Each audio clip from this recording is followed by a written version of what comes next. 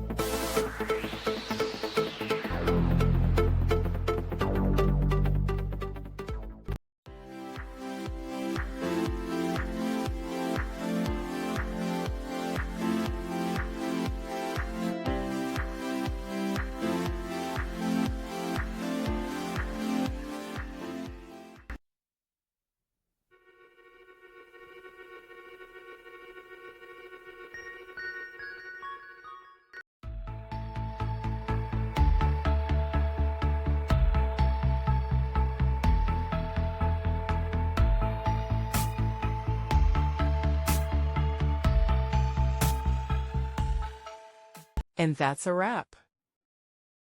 I hope you found the answer you were looking for. If you did, take a second to hit that subscribe button. It really helps out. And let me know in the comments which solution worked best for you.